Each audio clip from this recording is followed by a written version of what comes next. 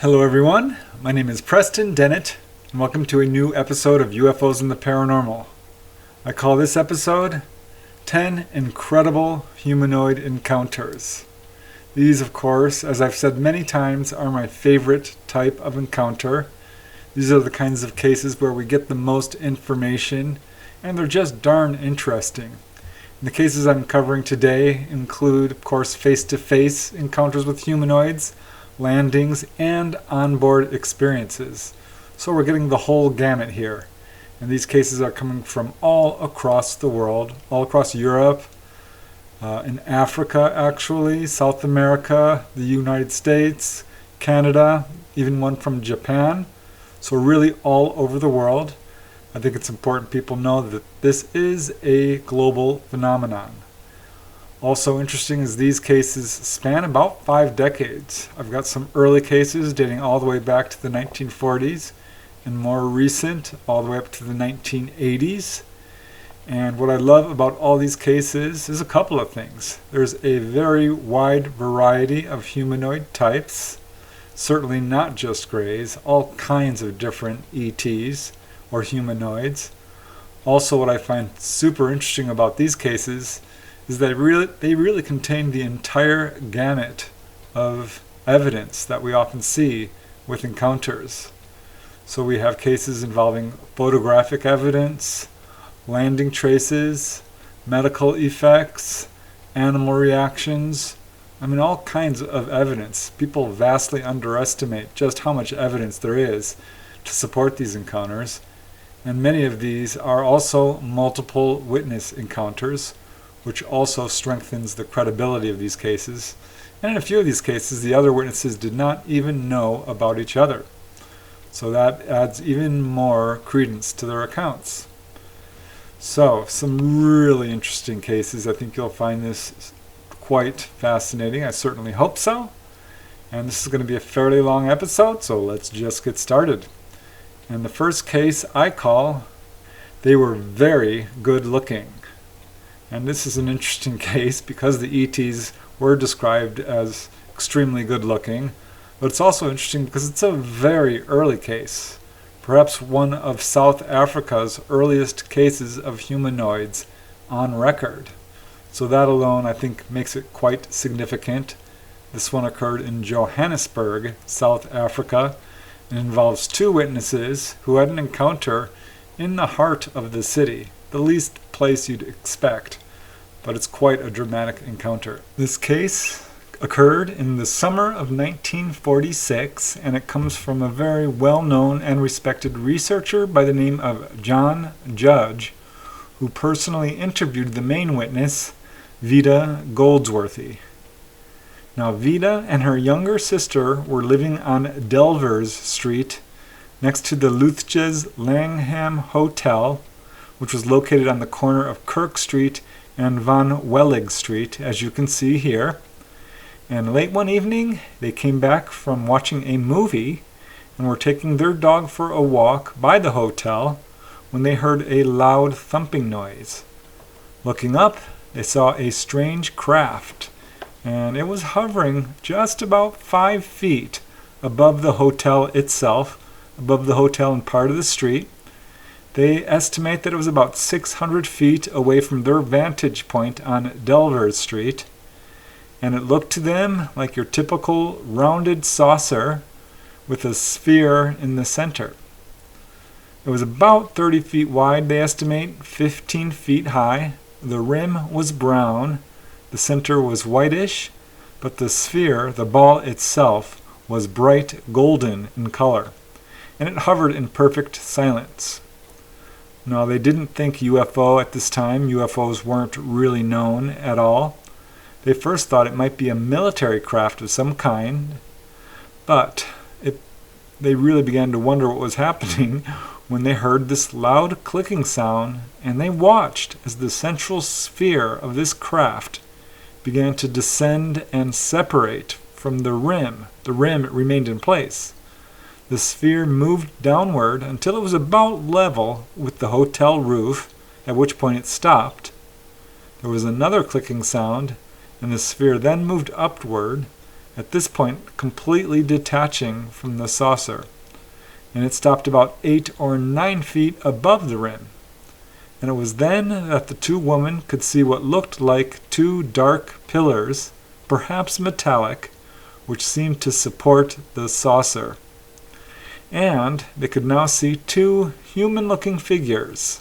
They looked human, except they were 7 feet tall, very well built, very light complexions, and had short, wavy blonde hair. Both, per Vida, were identical in appearance, and as she says, quote, very good looking. She saw that they were both wearing all white uniforms with what looked like two chest pockets and what appeared to be buttons down the center, though she couldn't really tell. They weren't super close, but they did have tall, stiff collars on these uniforms and what appeared to be a brown belt. Now, she had the impression that they were standing on a raised surface of some kind and leaning against rails, and both sisters felt like these beings were watching them and absolutely aware that they were being watched. So at this point, the ball came back down, appeared to rotate, and moved off behind the hotel, taking the crew and disappearing from view. And the witnesses were convinced for many years that this had been military, until they started to hear about the UFO phenomenon and wondered if perhaps it was related to that. They never really made up their minds about it, though John Judge, the researcher, does believe this was extraterrestrial in origin, and he, like many researchers, was struck by the overt appearance of this object, and he felt that it might be an intentional display. As he says in his own words, in this case, if as seems likely we are dealing with the UFO phenomenon, something seems to have gone out of its way to make sure that the two middle-aged women saw what it wanted them to see that summer's night. As you can see, that case does have a lot of interesting elements to it. I find it fascinating that the witnesses themselves were very reluctant to label this as extraterrestrial. And it was only until they heard about the UFO phenomenon and realized how close that their encounter was to others that they considered this possibility, but even then they were reluctant. But certainly John Judge, the main researcher, believes that this was in fact an extraterrestrial encounter and a good example of what UFO researchers call a display. And here's another encounter where the witness didn't report it for years. For obvious reasons, it often takes people quite some time to report their encounters. And I call this one, We Come from Cassiopeia. And this encounter does have some very interesting elements to it. It occurred outside of Vienna, Austria, and it does involve one witness. But it's quite an involved encounter involving a landed UFO and an onboard experience. And it's so interesting not only because the description of the ETs is quite unusual, but they did provide him with quite a bit of information and even said where they come from.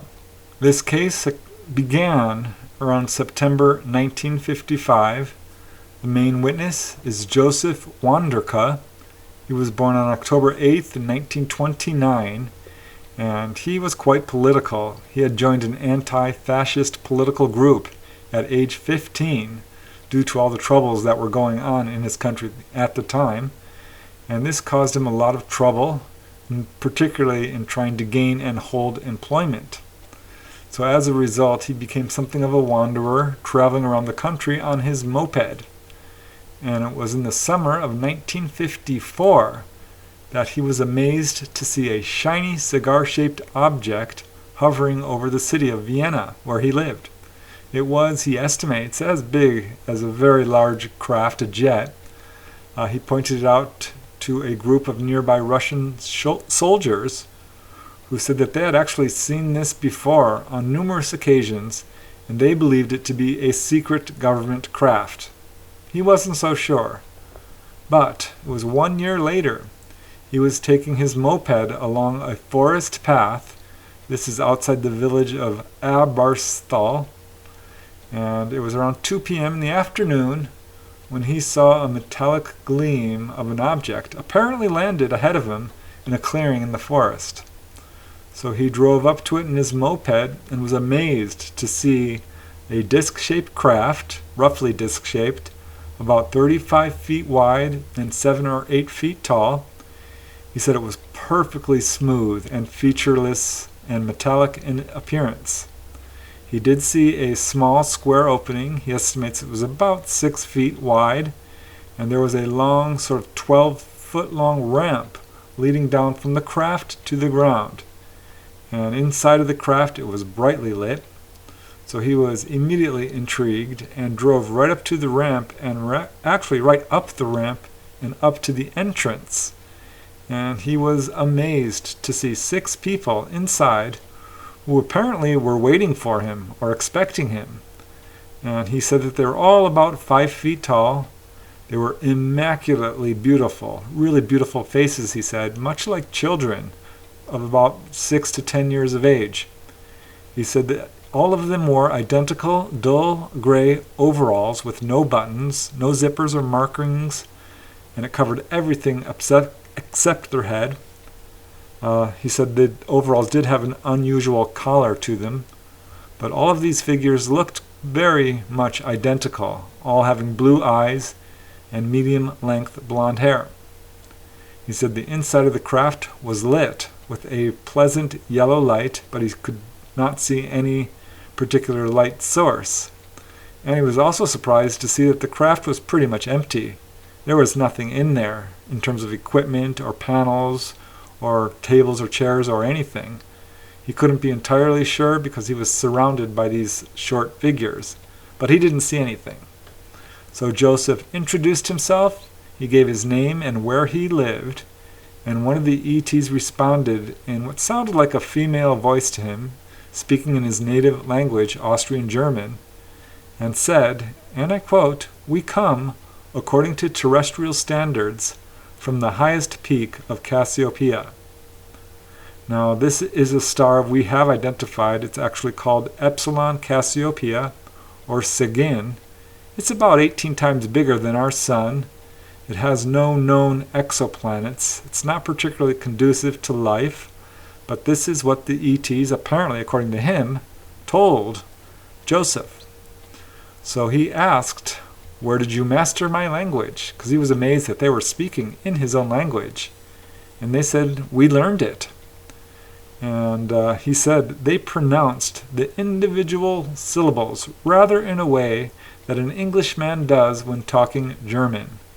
So slightly accented but perfect speaking language. And the ETs seemed somewhat interested in his moped. They could smell the oil coming out of it, and they were asking about it. And he explained how it worked, that it was a combustion engine. So at this point, he's realizing these guys are not from Earth. And he explained that on Earth, there is great social injustice, with a privileged upper class enslaving a working class. There was lots of social upheaval in his country at this time. He told them about the misdeeds of the Nazi Party in Europe, and he said the ETs listened patiently, and then told him that such a social system as we have on Earth is outdated and primitive, and that they no longer had any of the problems that he was speaking about. They said, and I quote, "In our system of state, there are no more differences. We consider the form of society on Earth to be long obsolete." So this quite excited Joseph. He's thinking he's found an ally in his political views, and asked the ETs to intervene and help eliminate the injustices that are causing so many problems on our planet, including plagues and famines. He described all of this. And the ETs basically told him that they had no plans whatsoever to intervene in human affairs, and that Joseph himself, as an inhabitant of Earth's society, had the responsibility to figure out and improve the society and the problems of our current social structures. According to Joseph, they said, and I quote, "As a man of Earth, you must engage such action yourself. We did not at all come to interfere in terrestrial matters. As an inhabitant of the Earth, You must know that such a revolution of the entire social structures of the earth can be started, but you must devote yourself to that. So at this point, he became very emotional, pleading with them and explaining vehemently that the countries of Earth were being overrun by corrupt politicians whose only goal was power and money. And the ETs themselves, said Joseph, became very emotional and actually began to weep. So this made him quite embarrassed, very uncomfortable, and he decided that it was time for him to leave. And he told them, "Good day." The ETs, he said, bowed, and Joseph left. He said that the surface of the craft, the floor, was so smooth that he was able to swing his moped around as if the floor was like ice.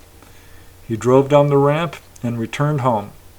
So this encounter really impressed him deeply, and he hoped for another meeting because he felt, some regret that he had cut this meeting short. Unfortunately, it didn't happen, certainly not an onboard experience. However, in June 1973, while in the Hanusch hospital in Vienna, where he was being treated for heart problems, he woke up around 1 a.m., looked out the window, and saw a strange craft circling around, changing colors from white to red, and finally moving off. He wondered if that could be the same ETs. And it was 2 years later, in March 1975, that he was walking in the forest near St. Corona and saw 5 glowing objects. This time he did have his camera with him and quickly snapped a photograph, which you can see here. It's certainly an interesting photograph, and given his history of UFO encounters, it's definitely enough to make you wonder. So yes, that case does involve some very unusual elements. It was pretty widely reported. A number of researchers have looked into it. It's quite interesting because he does apparently have photographic evidence of his encounter, and that's very rare.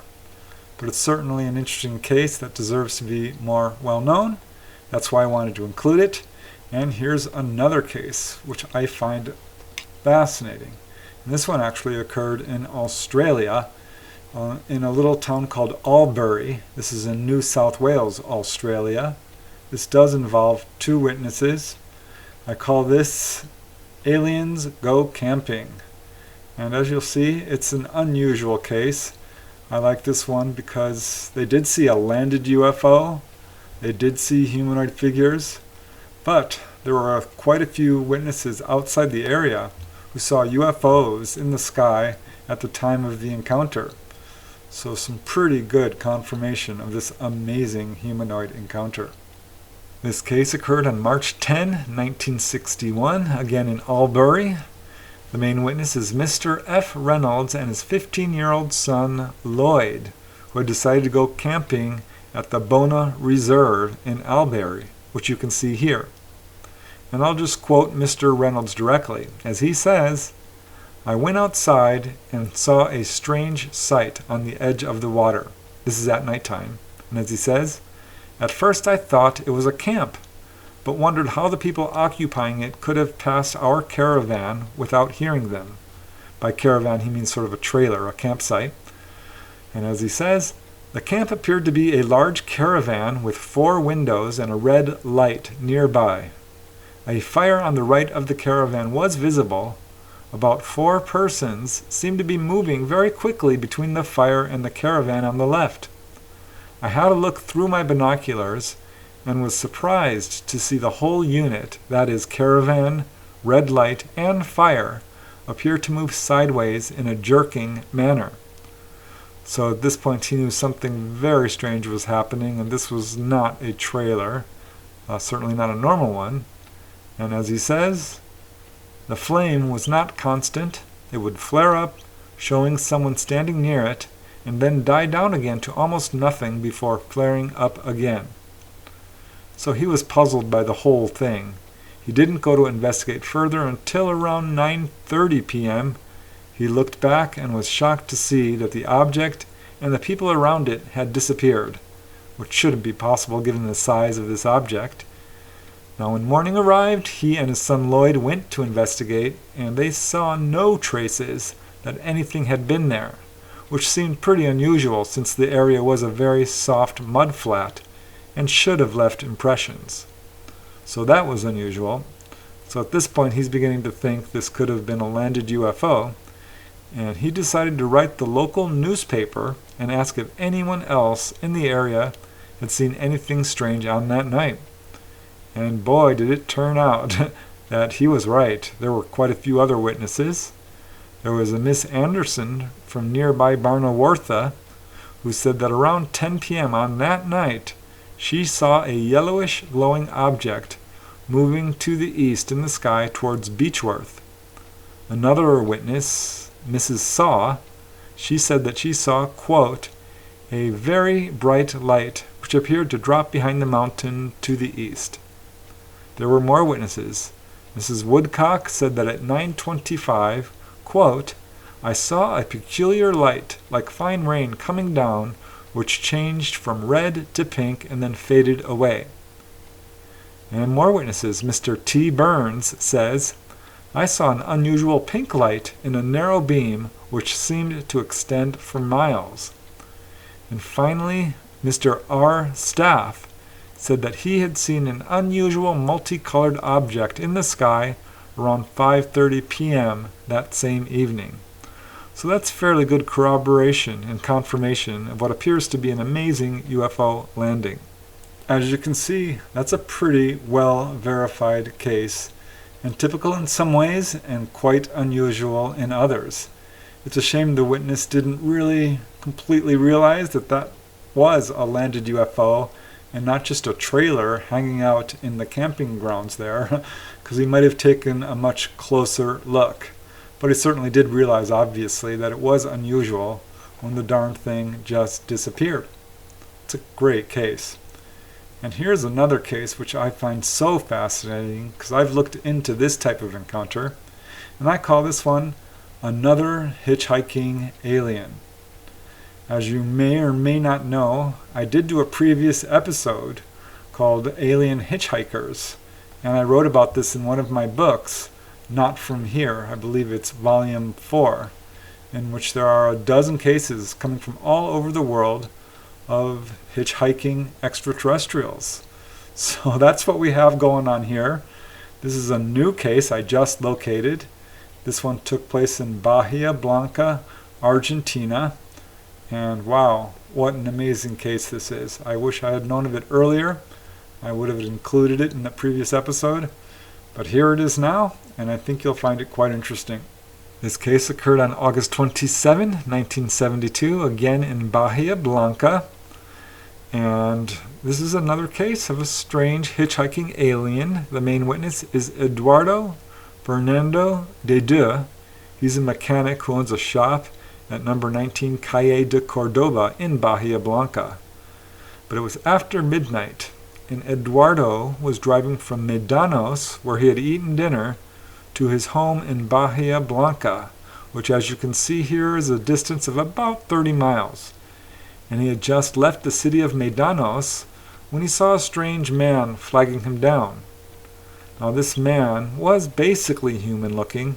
He wore a full-length coat with a turned-up collar and a round hat, but most strange was the man's face, which was abnormally long, with an immensely long chin, so large that it actually reached down to his chest.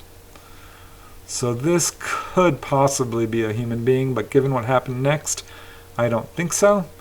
Eduardo stopped the car. The strange man got in.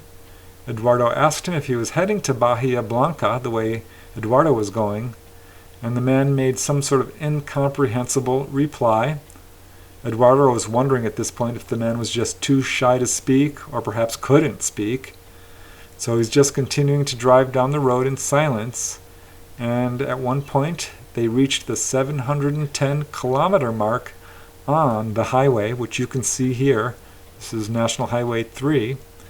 At this point, Eduardo's car lights suddenly went out, forcing him to stop, and right up ahead on the highway, he saw what he first thought was an overturned bus. But a closer look revealed that it wasn't a bus at all. It was a large object with a blue light in the middle and two white lights on either side and portholes. So he exited the car when suddenly he was struck, he says, by a dazzling beam of light. He felt intense heat, so he took shelter behind the door of his car, and looking at the object could now clearly see the windows and a green light glowing beneath the object. He retreated into his car, only to find that his mysterious passenger was now gone. The passenger door was open, and get this, the door handle was on the car floor. So how that could happen, I don't know.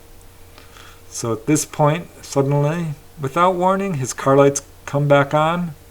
The object and the visitor are gone, and shaken, Eduardo drove back to Bahia Blanca and immediately called the police, who took his story seriously. They questioned him for 4 hours. So this case made its way to researchers, and they discovered that other people in the area saw UFOs on the same night. A gentleman by the name of Anibal Pato and his wife said that they saw a strange object overhead, as did Juan Carlos Oro. And finally, there was a factory worker by the name of Sir Robert Maestriana, and he called the police to say that he saw a bus-shaped craft with windows hovering near National Highway 3. So again, this was the same road Eduardo was on, and very much the same description that he gave of this object. So there you go. That's another case involving different types of evidence, multiple witnesses, electromagnetic effects. It's quite a compelling case and so unusual. And here's another case which is just amazing. I call this one the Le Bihan family UFO ordeal. And yeah, they had quite a harrowing encounter in some ways. It really quite frightened them. And this one took place in France, in a town called Riec-sur-Bellon. This is not too huge of a town. It's kind of a small village. Certainly back then it was not as big as it is now. But it's an amazing case because it is a multiple witness case. There's animal reactions going on, some physiological reactions that are quite dramatic. Multiple witnesses in the area who weren't aware of what the Le Bihan family were going through. So a really amazing case involving, of course, a UFO and humanoids. This very dramatic case took place on September 29, 1974. And one of the main witnesses is 20-year-old Unique Le Bihan, who had spent the night with friends. He's an Air Force sergeant, by the way. And he was returning to his parents' home at 37 Rue de Penmore, as you can see here. And he noticed that the living room was bathed in a strange orange-red light. The family dog was howling and barking, as was the neighbor's dog. Unique didn't think much of it and went to his bedroom.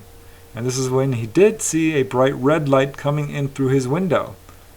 And he's thinking perhaps there was a fire outside, and looking outside, did not see a fire. He saw a saucer-shaped craft, as big as a house, hovering about 1,500 feet away at eye level, so pretty much right on the ground, right above it, very low.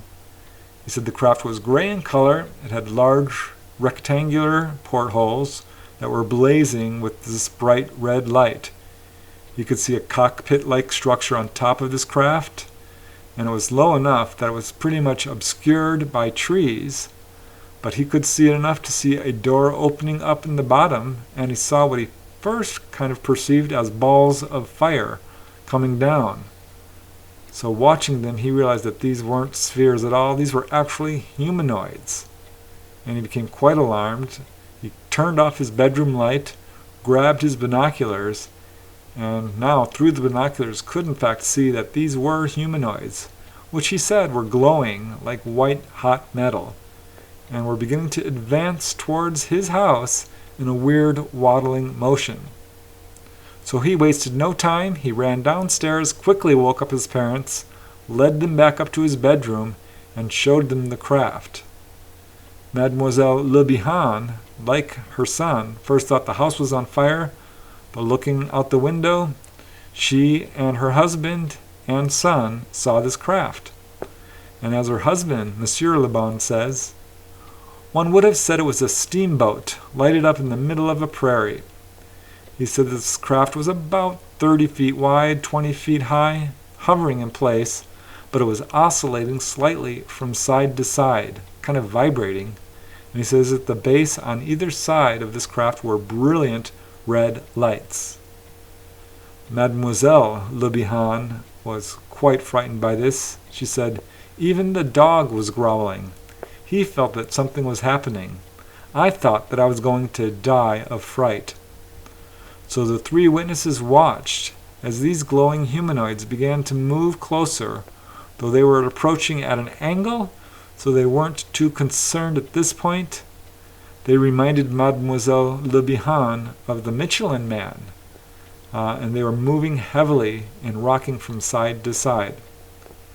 Now, Unique got a very close look at them using the binoculars, and as he says, one was walking in the lead, the other two were behind on either side. They were the color of an electric arc. They seemed to be the size of a human being. They were of stocky build, the head proportional to the body, and I could distinguish the legs. They were moving in our direction. Their walk was slow and heavy, but they seemed nevertheless to progress at the speed of a person who walks quickly. With their slow and heavy gait went a slow rocking back and forth, their movements perfectly synchronized. They did not seem to make contact with the ground, but it seemed that, nevertheless, they had something to stand on. I could make out no features of the faces. The silhouettes appeared to be dressed in head-to-foot suits. Now at this point, these figures turned and began to move directly towards the three witnesses. And Mademoiselle Le Bihan cried out, "They have spotted us. They're going to irradiate us. We must evacuate the house." So they basically panicked. They fled their house and started running up the street towards the mother's house, the grandmother. And at this point, Mademoiselle Le Bihan became so terrified that she couldn't move. She stopped in mid-stride, told her husband and son to just abandon her, leave her behind, and go inform the authorities what was happening. They ran ahead, called the police, then returned and carried Mademoiselle Le Bihan to the nearest neighbor, who later confirmed to researchers that the three witnesses were very much terrified. The police showed up shortly later, but by that time the object and beings were gone. The police searched the area but found no evidence. So then the Le Bihans returned to their house. They noticed that their clock had stopped at the moment of the appearance of the object. Mademoiselle Le Bihan was in clinical shock, and for the next 3 days she suffered from insomnia, headaches, and she said pricklings all over her body, and a feeling like her brain was wrapped in cotton. She actually lost 12 kilograms of weight. And as they were going back to the house, the dog was very nervous. He growled upon returning, and Monsieur Le Bihan and Unique, his son, said that they were both in a state of shock, but suffered no physical symptoms. Now, an investigation by researchers revealed that their neighbors, Monsieur and Mademoiselle Degout, also heard the loud thunderclap. They got up to investigate and noticed that their lights weren't working. They felt a strong heat permeating the bedroom and saw a bright neon light coming in through the closed shutters, but they didn't look out to investigate, and after 5 minutes, their lights began working again, and later, looking out their window, they did see 3 rectangular traces on the ground about 60 by 90 centimeters, where the grass had been apparently scorched, as if by high heat. I think you'll agree that's an amazing case, with not only animal reactions, physiological reactions, but landing traces. And with multiple witnesses, it's very hard to deny that something truly amazing happened to the Le Bihan family. And now we move to another case, probably one of my favorite in the bunch, and I call this Hundreds of people saw it. You may have heard about this encounter. It's gotten to be quite famous because of some apparent photographic evidence of this UFO that so many people saw. This occurred in the Canary Islands. It actually involved many people over multiple cities, including many military officers, police officers. I mean, a lot of people saw this craft. Most people just saw kind of a light or structured craft in the sky, but some saw this thing come quite low, very low in fact, within a few hundred feet, and they saw humanoids. And it's very unusual humanoids as well. And the witnesses are very high credibility. There's quite a few of them. It's a really remarkable case.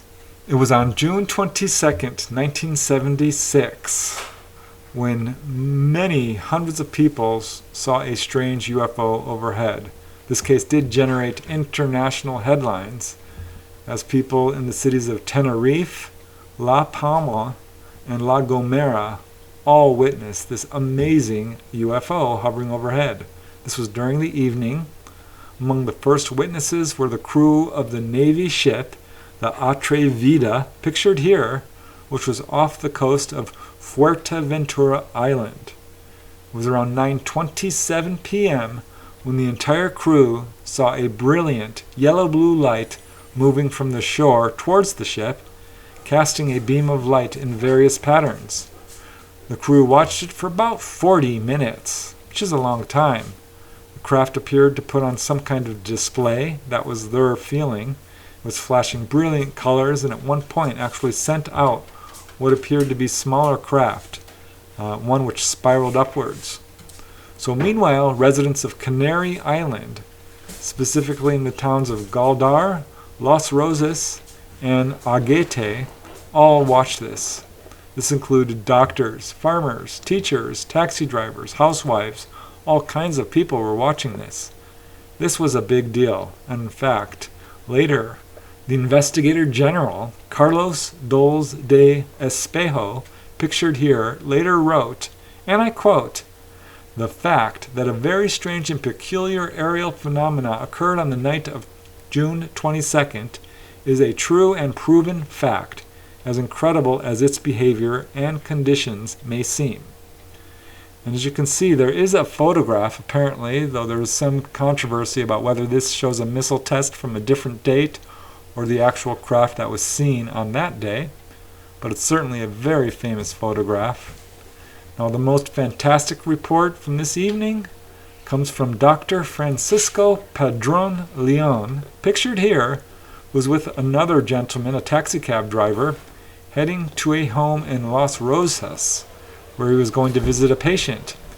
And they came upon one of these apparent smaller spheres. He says it was blue in color, 100 feet wide, and totally transparent. They could see inside of it. It was hovering very low, and the lower part of the orb had a platform which looked to them like aluminum silver in color with 3 consoles. And at either side, they saw 2 very tall figures, very tall, an estimated 8 to 10 feet in height. Now, these figures were humanoid. They had large heads with what appeared to be helmets and were dressed from head to toe in red. They were facing each other towards the center of the craft. And Francisco turned to the taxicab driver and said, "Are you seeing what I am?" And the taxicab driver said, "My God, what is that?"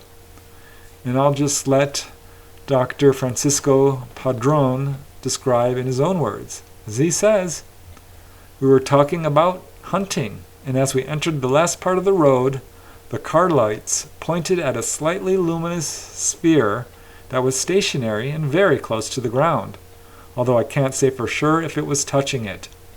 It was made of a totally transparent and crystalline-like material, since it was possible to see through it the stars in the sky. It had an electric blue color, but tenuous, without dazzling. It had a radius of about 30 meters, 100 feet, and in the lower third of the sphere, you could see a platform of aluminum-like color, as if made of metal, and 3 large consoles. At each side of the center there were 2 huge figures, 8.5 to 10 feet tall, but no taller than 10 feet, dressed entirely in red and facing each other in such a way that I only saw their profile. Then I observed that some kind of bluish smoke was coming out from a transparent central tube in the sphere, covering the periphery of the sphere's interior without leaking outside at any moment. The sphere then began to grow and grow until it became huge, like a 20-story house. But the platform and the crew remained the same size. It rose slowly and majestically, and it seems I heard a very tenuous whistling. So this sphere expanded in size as it ascended, and by the time they had reached their destination, so they ran into the patient's house and called them out in time to watch this object zoom off very quickly towards Tenerife. And it turned out he was not the only witness. He and the taxicab driver and the people in the house. The lady next door was watching TV. When her dogs began barking, the TV screen went blank. So she went outside. She saw the doctor's cab. She saw the blue sphere hovering above it. She saw the 2 beings inside, and this frightened her so badly, she ran back inside, closed all the windows and doors, and began to pray for her safety. So this case was sensational. It created quite a furor, got a lot of press coverage, and in fact, researcher J.J. Benitez wrote a book on the case called UFOs, Official Documents of the Spanish Government, because it did have a lot of documentation and was officially investigated by government officials.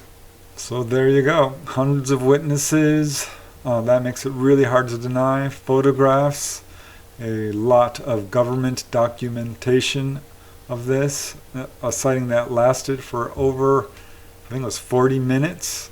Really, really remarkable. And here is another case which I just found super fascinating.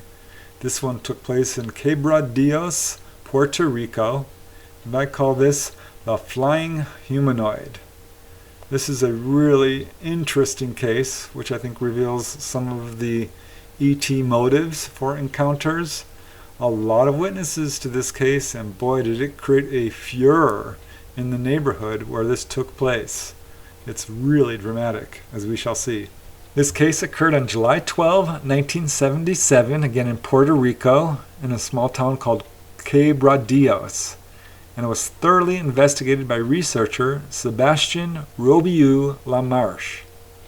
The main witness is Adrian de Olmos Ordonez, who was sitting on the balcony of his house around 9 p.m. when something very strange happened. And I'll just quote Adrian directly as he says, "I saw something emerge from the grounds of the farm opposite my house. It was a small figure which stepped out from the darkness and passed under the barbed wire fence. My first thought was that it must be some child or other playing about over there. But then I perceived from the way it was dressed that it was a very strange being indeed, and I realized that the situation would have to be handled with caution. The being was walking in quite a normal fashion, like a child. So this little figure was walking closer to him and coming right towards the street light directly in front of his house, at which point he could see that it was wearing a green bodysuit, which looked like it was filled with air. It wore a metallic-looking helmet with an antenna on top. It had a glassy flate plate, which was quite reflective so he couldn't see the being's face. And, according to Adrian, it got about 10 feet from the streetlight and 30 feet from himself. And he could see that it was holding a matchbox-sized metallic object with a point on it, holding it in its hands, and it was staring fixedly at the street lamp. And Adrian had the impression that it wanted to test the electricity coming from this street lamp. He was close enough that he could see it had 4 fingers on each hand, and as he says, quote, feet like the feet of a duck. And it also had what looked to him like a tail coming out of its backside. This could have been part of his suit, hard to say, but Adrian called his daughter Iracema to bring a pad of paper and pencil so he could sketch this being. So she went to fetch the paper and pencil, but she accidentally flipped on the wrong light switch, the one which lit up the balcony that he was on. And as Adrian says, the minute the balcony light went on, I saw the creature run back instantly towards the barbed wire fence. It passed under the wire and then stopped. It placed its hands on the front part of its belt, and then a thing which it had on its back, like a rucksack, lit up and emitted a sound like the noise of an electric drill. And then it rose up into the air and made off towards the trees. So Adrian got a good look at this backpack, this rucksack, which he said had 2 red lights on it and 2 blue lights, and they emitted a downward-facing beam of light, which appeared to levitate the being. So by this time, Adrian's wife and other family members, as well as neighbors, were gathering to watch what was going on. And for about 10 minutes, they saw the light from this creature moving from tree to tree off in the distance until finally vanishing from sight. There were more than 10 witnesses who watched this, and it was during this time that all of them noticed that the cows on the farm were, quote, acting as though crazy. They were dashing back and forth, and the dogs throughout the entire neighborhood began barking. So the police were called at this point, who arrived on the scene. Word spread very quickly through this small town, and basically people began to panic. Mothers were afraid for their children. Everyone was going crazy. So the police ended up posting guards for the rest of that night. Now, Adrian said he had never had any interest in UFOs, but does now. And in fact, he was so shocked by the sighting that he says he couldn't eat for 2 days and was very nervous and edgy, a fact confirmed by his wife. And as Adrian says, now I believe in those things, and I want to do some reading about them. Now, it did turn out that 2 days earlier, a neighbor had seen a glowing object apparently drop down from the sky into the fields where that humanoid had come from. So it could have been there for as long as 2 days. Hard to say, but this is what she saw. Also, another neighbor said that on the night of Adrian's encounter, his own cattle became so frightened that they threw themselves against his fence in an apparent attempt to escape, causing multiple wounds. So, pretty interesting, because there's another encounter which occurred not too far away in Puerto Rico 2 months later. A 74-year-old man from Corozal, this is about 60 miles away, reported seeing a 3-foot-tall being come down in a green flame, walked right up to him, and began to examine him. Examined his feet, his knees, his chest, his head, and then disappeared with a loud whooshing noise. So that got quite a bit of attention due to the previous encounter. It's unknown whether this was the same figure, but it's certainly an interesting synchronicity. Yeah, truly a dramatic case. It's a shame that the witness didn't have a camera, but as you can see, he did draw the ET in quite some detail, and a lot of animal reactions in this case, and so many witnesses. I mean, it's just an incredible case all around.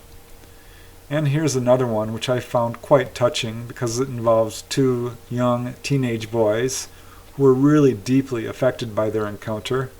And I call this one Missing Time on the Tug River. This took place in Naugatuck, West Virginia, and it's not a super well-known case.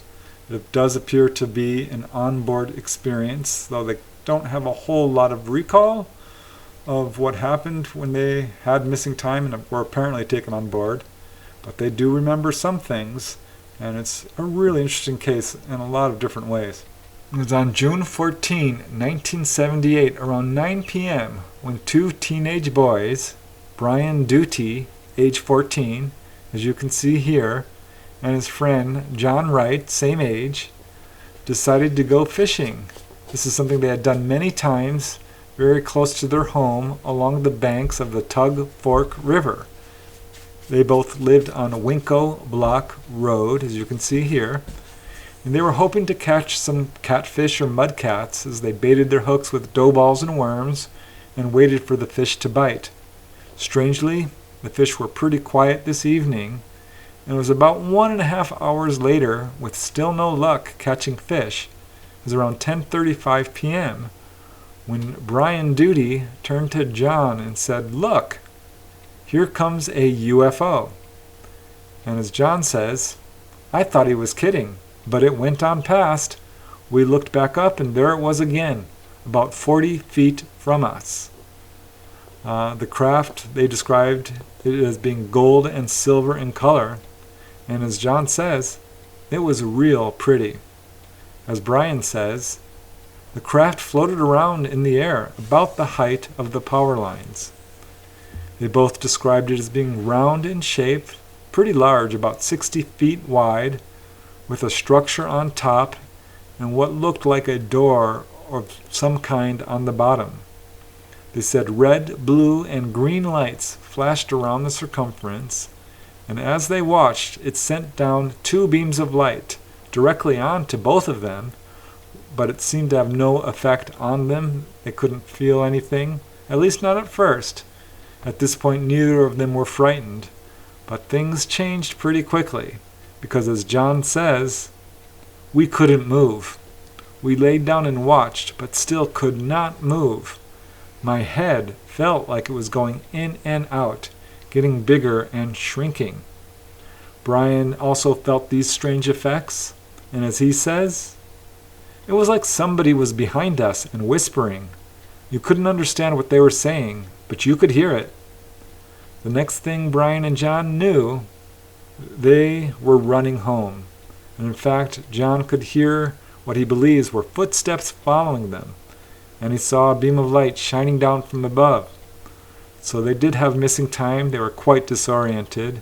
As Brian says, "I just remember going in the front door of my home.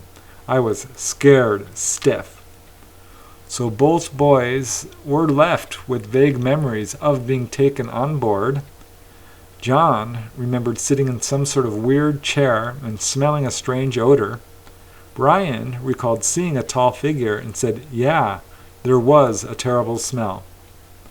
John's mother, Elsie Irene Duty, said that when her son came running in that night, he was very scared.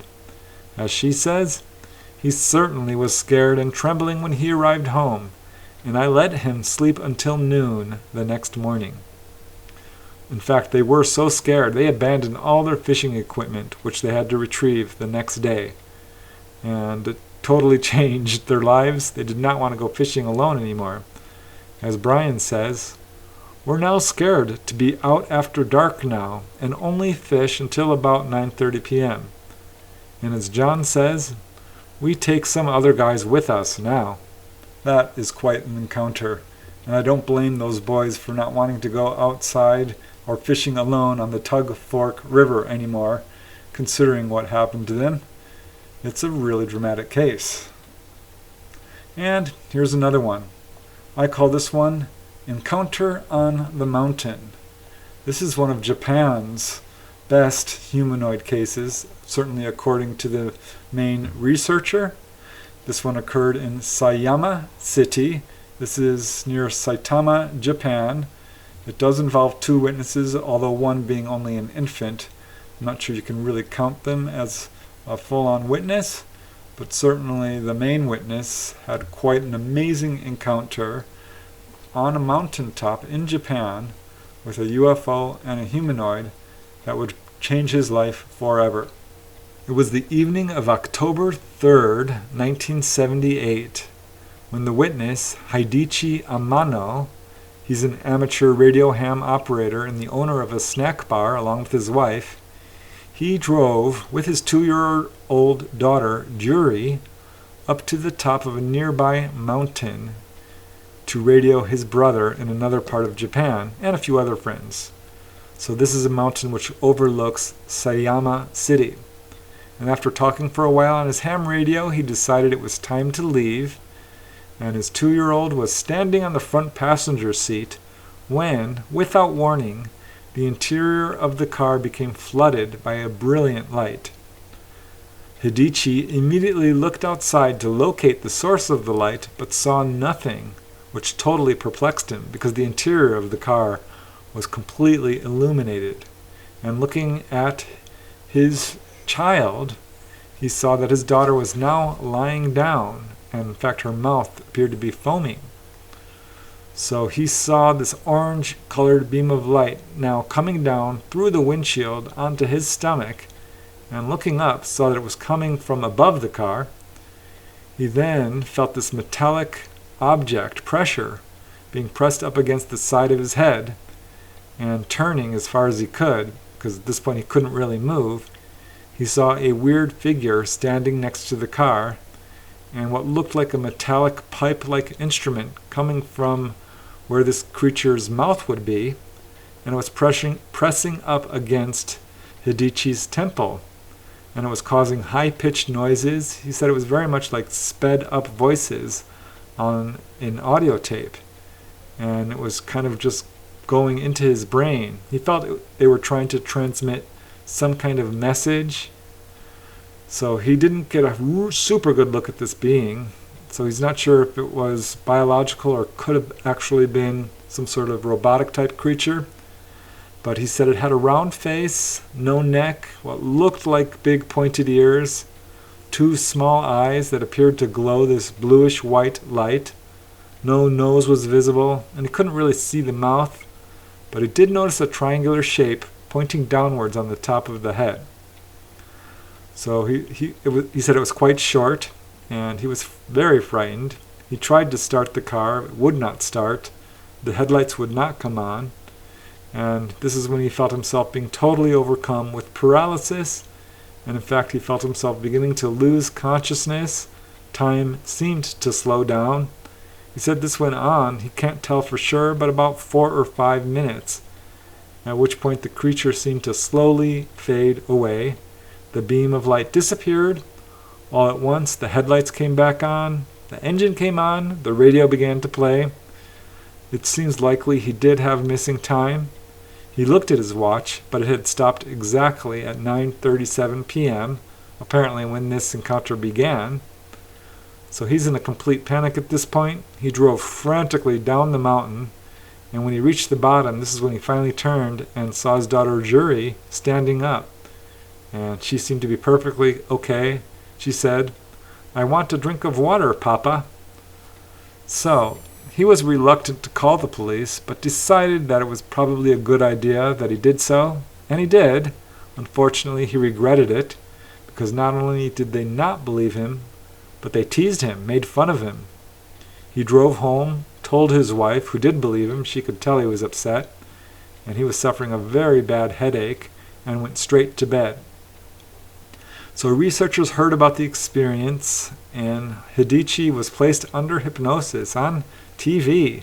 He talked about his encounter on TV, and he recalled under hypnosis being told by the ETs that there would be a second meeting on a very specific date, which has not been revealed, and that they had given him some type of crystal-like bracelet, which he would only recall and be able to find when the time was right, and he would be able to use it to contact them again. So as of yet, there's no further information on this so-called bracelet or if there's been a second contact. However, Hidichi does believe that the ETs may have placed an implant in his body. And as I said, he went on TV, in fact on one of Japan's most popular TV shows, and publicly talked about his encounter. Investigator Junichi Takanashi interviewed him and concluded that he told the truth and the experience was, quote, one of the strangest ever to have taken place in Japan. And he talked about another case that was also very strange. But he says, I believe this is the most authentic and interesting humanoid encounter case in Japan. I have to give kudos to the witness Hidichi for stepping forward and actually appearing on TV. especially after going to the police and not only being disbelieved but ridiculed. But it did go public, and it's a fascinating case that appears to be legitimate, and certainly the main investigator found it quite compelling, and it's a truly fascinating case. And now we get to the last case I'd like to present today, and I call this one The E.T.s in the Cornfield. And this is an amazing case which took place in St. Dorothée in Quebec, Canada. And I love this case for a number of reasons. One, it involves 3 witnesses who saw a close-up UFO, which was followed by a incredibly close-up and quite frightening humanoid encounter with very unusual looking ETs. And it was interactive as well. It's got some very strange physiological effects, some interesting landing trace cases in the form of footprints. But most fascinating about this is while these boys were having their encounter, there was another witness, an ambulance dispatcher, who was watching the whole thing, well, most of it, occur from a short distance away. So this is an extra level of corroboration, certainly. That gives this case a level of credibility it wouldn't otherwise have. It's truly an amazing case. It was around 2 a.m. on July 23rd, 1982, again in St. Dorothée, Quebec, when 3 teenage boys were camping out in the cornfields. This is in a rural part of St. Dorothée, and the 3 witnesses include Stéphane Ledoux and his friends Francois Cousineau and Michel. They looked up and they saw this glowing object quite low, about 1,000 feet overhead, and pretty close, 1,000 feet away. They first thought it might be a plane or a helicopter, but it wasn't really moving around, and it was totally quiet. It had lights on it which were flashing red, yellow, and blue, and it was also sending down a beam of white light from the center. And as they watched, it hovered lower and went right above a nearby barn. They said it was about the size of a helicopter, and it looked really beautiful. And at this point it started to move, flying above some nearby homes. And at this point they could now hear a low-pitched noise coming from the object. They watched it move off into the distance, and they thought at this point that the encounter was over and went back into their tent. But the most interesting part was yet to come. It was about 5 or 10 minutes later, when they were in their tent, that they heard strange noises, quote, like electronic beep beeps. This was in the cornfields right outside their tent. They had decided to see if they could get a closer look, and Francois, one of the boys, left the tent and to go get a better flashlight, while the others grabbed their own smaller flashlights and went into the field to investigate. And this is when they both saw a very tall figure with thin arms and legs, walking in a weird hunched over manner. They could make out eyes and legs, but when one of them turned their flashlight at this being, the flashlight actually malfunctioned, but they both thought the being was looking at them. So at this point, Francois returned with a much larger, better flashlight, and this is when all of them saw other beings and heard many footsteps around them. At this point, some very strange things happened. The wind began to blow furiously, the temperature dropped dramatically, and all 3 of them felt this weird pain in their stomach. So this really caused them to panic. Stéphane managed to turn and shine the flashlight and saw what he described as an extraterrestrial, about 50 feet away. As Stéphane says in his own words, he was 5 or 6 feet tall, he had orange eyes bigger than ours, his head was huge and brown-colored. I was so frightened, I fled. All 3 of them freaked out. So they ran to the closest structure, which turned out to be the office of an ambulance dispatcher by the name of Denis Labre, who worked at the ambulance dispatch at 521 Rue Principale. This is in Laval, Quebec. And she believed the boys because, as it turned out, she was watching this event take place. She had seen them in the field in their tents and heard them screaming and went outside and saw this UFO. What she said was hovering above the field behind her office. She described it as being about 3 times larger than the apparent size of the full moon. And it was the boys shouting that had drawn her outside, and she watched this object long enough to see it hovering and then move off. And as she says in her own words, the saucer was hovering about 100 or 200 feet up in the air. It projected a large beam of white light. The sides of the object were equipped with many reflectors of different colors. Only the red-colored lights blinked on and off in sequence, giving the impression that the object itself was rotating. So she was asked very pointedly, was this a flying saucer? Was this unconventional? And she said, oh yeah, this is absolutely unexplained. And she did notice another strange detail. She said that the whole time the UFO was in the vicinity, she was unable to communicate by radio or dispatch any ambulances because the radio interference and static was too bad. It prevented all communication. So definite electromagnetic effects going on here. She wasn't sure what to make of the creature the boys saw. She tried to convince them that it might have been an animal, but the boys vehemently disagreed, saying it was bipedal, and there was more than one of them, had a very large head, all the details that they described. And she confirmed that the boys were petrified, white with fear, is how she described it. So after everything had calmed down, they ran back to their tent very quickly, retrieved their sleeping bags and equipment, but refused to sleep outside.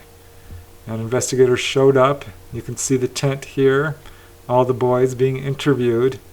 And when morning arrived, they inspected the field, and they saw what appeared to be unusual shaped footprints, kind of like 3-toed footprints. So a very interesting case, to say the least. So that's it for today. Hope you found this interesting. 10 amazing cases of humanoid encounters, landings, onboard experiences. And again, these cases show that this is a global phenomena, that there are many different types of humanoids, and that they have all different types of effects on people. I love that there's so much evidence to support these cases. It's always funny to me when skeptics say, where's the evidence? Show me a photograph. Where are the landing traces? All of this kind of evidence is prevalent. There's a lot of it. You just have to look for it, and it's there. So yeah, this is absolutely, I think, really good evidence that we are not alone. We have never been alone. And just darn interesting. So I think, we can speculate all we want about why ETs are here and what their agenda is. But the answers to these questions are in the first 10 cases.